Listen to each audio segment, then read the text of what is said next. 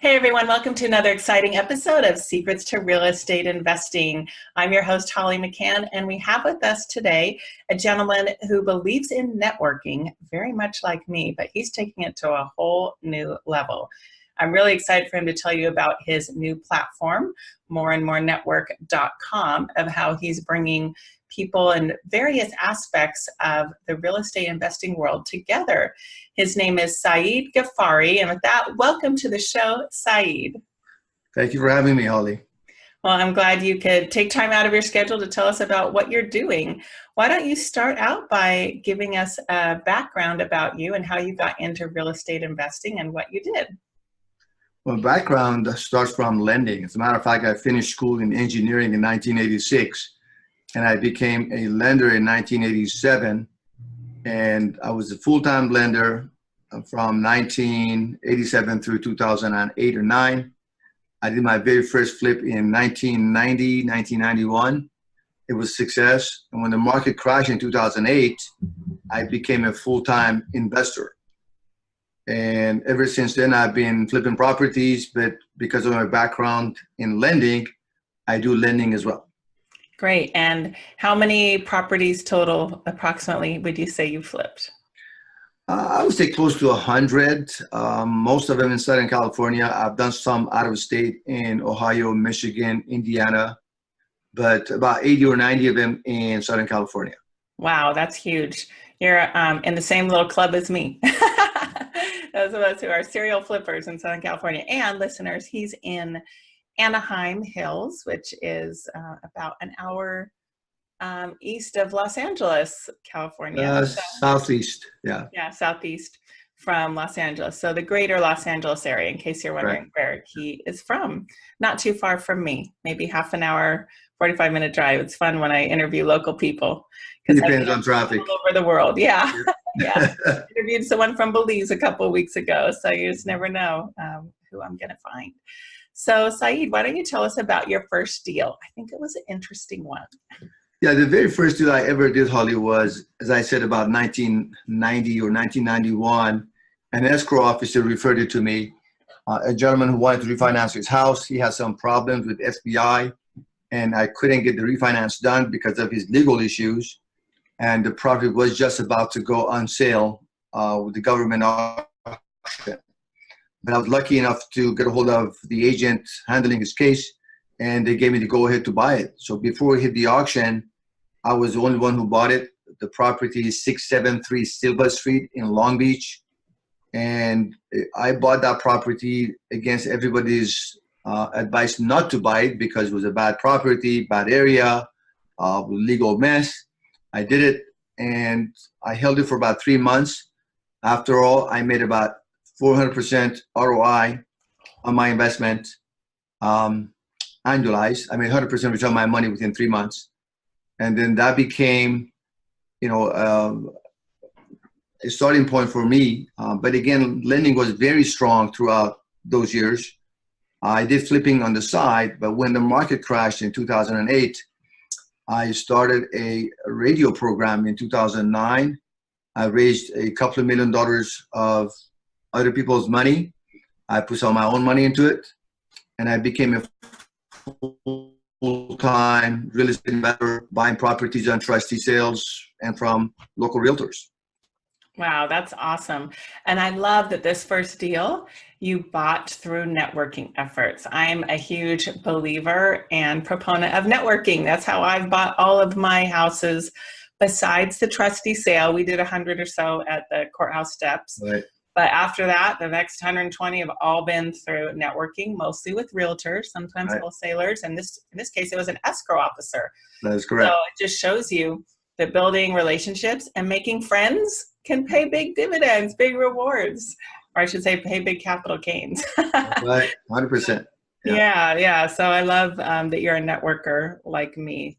It's not for everybody. Some people prefer to shoot out the marketing and the postcards and pay-per-click ads, but definitely people like you and me would rather pick up the phone. Absolutely. I love people. Yeah, that's great. Well, obviously you love people because it led you into what you're doing today. But why don't you tell us about a little bit more of your flipping experiences before we get over into what you're doing now? Okay. We lost a little connection. I didn't get the question. So. Okay. I'm just going to repeat the whole thing. Can you hear me now? Yeah. Okay. So where was I at? So why don't you tell us about some of more of your flipping experiences before we get into what you're doing now with your platform. So what are some more about your flipping stories? I would love to do so. When I started flipping on a full-time basis, I was introduced to a group of people who were trying to raise money and do flipping. And because of my radio program, they wanted me to help them raise money. Although the people were fine individuals and I trusted them, but I wasn't comfortable raising money and handing it over to somebody else and put my name on it. So as a result, I started doing it on my own. I put a team together, somebody who was representing me in the office, and I was in charge of running title, making sure the title was okay. So we bought about, from 2010 through 2012, 13, about 60 to 70 properties in the trustee sales, most of them in Riverside County. As you know, a lot of them are sight unseen. We don't get to see the inside. We had drivers who drove the properties. There's always risk involved with this, but if you do your work properly, you can mitigate the risk. And I don't think I have lost money on probably maybe a deal or two and very minimal. And everything else was always profitable. I do recall one property that I bought in Paris, in Riverside County. I bought it for about $57,000. And after I bought it, I saw the property and I recognized what a mess it is. The local realtors told me that, oh, you're not going to make your money. And we were just basically accepting the loss on it because with the rehab costs and cost, so it was supposed to be a loss. So what I did, I think outside the box. I went to the city and I figured out if I could convert this into a commercial zone. And they said, yes, you could. And before doing so, we just advertised it as a commercial property with the potential to do a rezoning on the property. That property sold for $135,000 without us putting more than $10,000 to clean it up. That is brilliant. I love that. So it was one of the most profitable things that flips that I ever did with a property that everybody thought was going to be a loss. That is amazing. I love how you thought outside the box and you went and met with the city and came up with a plan and saw a vision for a different use of the land. They call that highest and best use when you're. That's right. Highest and best use. The highest and best use was not as a home or being flipped. Being flipped. It's funny hearing you talk about this because I bet we were bidding against each other because we flipped houses in Paris, spelled Perris, California. Right. Not the glamorous Paris with the Eiffel Tower. No, but Paris, it's not so glamorous, but it's. Paris was on the news today, by the way. You know that, right? It's what? And the Paris, the Euro Paris was on the news today. Oh. With the fire on the Notre Dame. And I guess there was a major damage to it. Oh, that's sad to hear. Wow. It is. Yeah. Yeah, but yeah, we were probably competing. We'll have to compare notes at the end of the show. We might know some of the same people. That's fun. So, well, that was a really, really good deal then. I'm excited to hear about that. Do you have another one that you can think of offhand? Yeah, I have another property that we bought, and it was the time that we had, when was it, 2012, when we had the 99% people, that the little mess that we had, the 1% versus 99%. And my guy was in the auction, and it was the auction because of a, I guess there was like a terror warning or something. Oh, okay. Everybody split, and my guy remained there, and there was nobody else to bid on a property. So he bid a penny over the asking price. We picked up the property, and that property was in DHS, Desert Hot Spring. Oh, yes. I know that place well. Yeah, don't know the street number, but the street address was Verbena. Okay. And that turned out to be a really good, profitable investment, too, because nobody else was there to bid on it. Yeah, we did quite a few in Desert Hot Springs. I have memories of the house having bullet holes in it. Mhm. And another house, we had a house sitter in it, Yeah. watching the house because we'd installed air conditioning in it.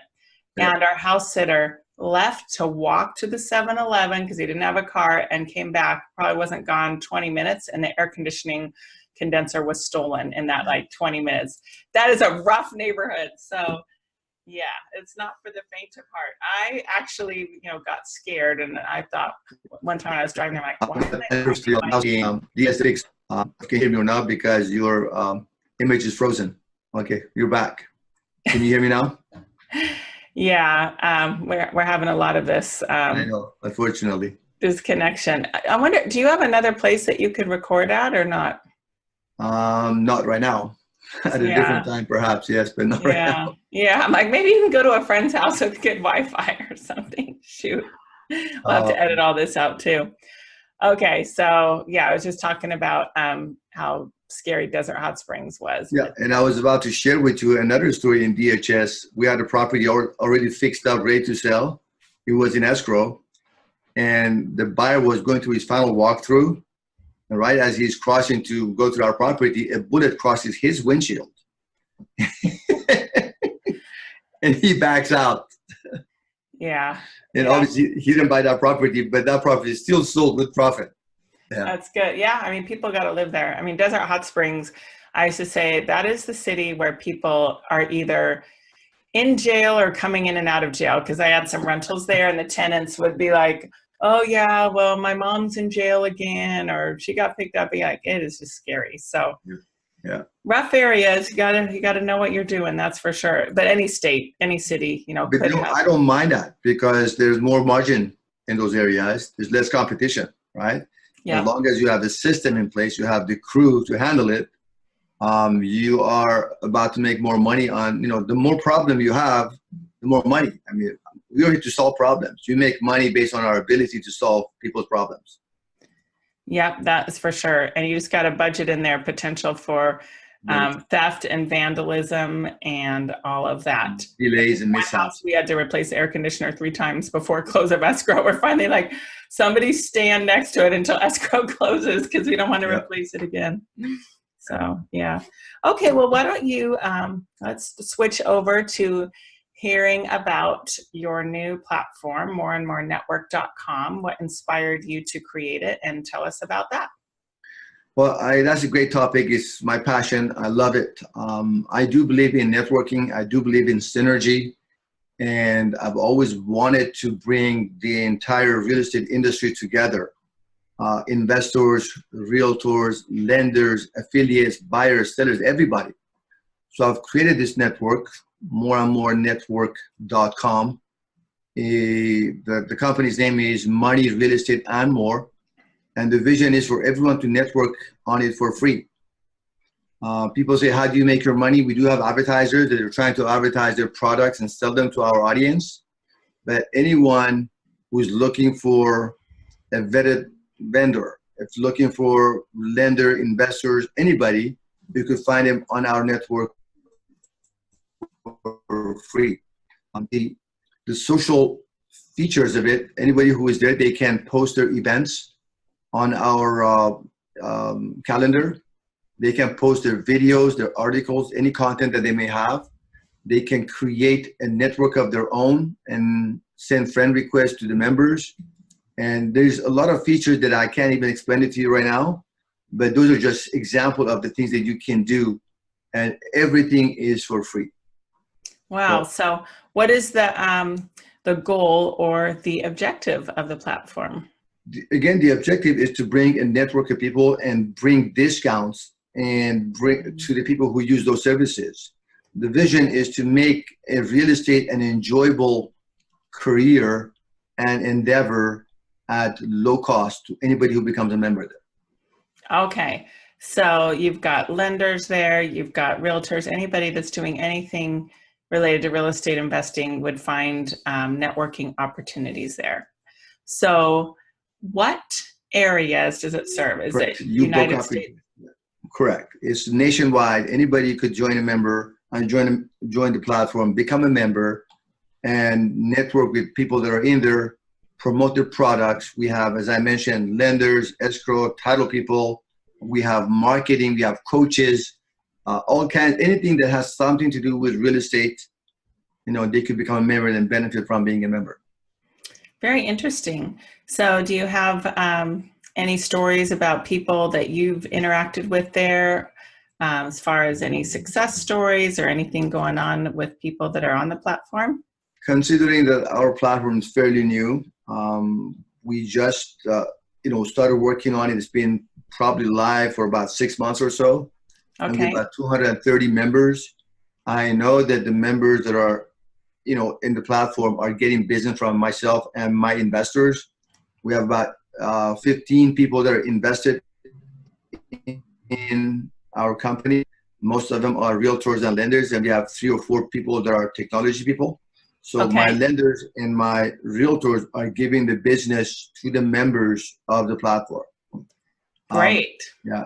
So we're trying to promote that and, again, bring everybody in it for free. I love it. That's really neat. I think that's a great service that you're providing, and should be really valuable for people who are in the real estate investing industry. So definitely, guys, you need to go check that out, moreandmorenetwork.com. And Saeed, how would people reach you? Is it just through the website, or would you like to give out an email address? They can reach me through the website, and if they become a member, send me a friend request at Saeed, Saeed, or they can send me an email at Saeed at moreandmorenetwork.com. They can always call me at my cell phone, which is 714-469-5529. I'm an old-fashioned, old-school guy. I love to talk to people. I love chatting. I still communicate more with phone than text and email, but that's the way I like it. Say your number one more. Sorry, say your number one more time because it broke up a little. It's 714-469-5529. Great. This is the cell phone. Yeah. And we'll have that in our show notes, guys, as well. If you didn't catch that, you can catch the show notes at hardhatholly.com/123. This is show number 123. So that's hardhatholly.com/123. And you can also get the notes and any notifications of future podcast publications, which happens about once a week. I'll shoot you a text. You would just text to the number 38470. That's 38470. Text hard hat, all one word with no spaces, to 38470, and I will send you weekly notifications of our latest podcast publication, as well as any free downloads, show notes, and all of that. So yeah, so Saeed, as we're getting ready to sign off here, what advice would you have for people who are interested in real estate investing? Could be flipping or rental holds or anything. What advice would you give to people? My advice to people that are getting into it is to learn from people like yourself and people that have experience in the business, instead of paying those thousands of dollars to gurus that claim to be trainers and gurus. And I know some who've been paying so much money without getting the value for it. Mm-hmm. I would always advise them, hey, network with people like Holly, myself, who've done it a few times. Learn from them, co-invest with them, become an intern for them. And basically that's the best way to learn it. Get down and dirty in the ditches and get it started. I love it. Advice to them. Good advice. I love that. Just find someone that has done what you want to do, learn from them, seek out a mentor. Really good advice. Yeah. Aside from that, I do believe in synergy. I do believe in networking. And on my platform, I do have this statement that success in real estate is not about what you know or who you know.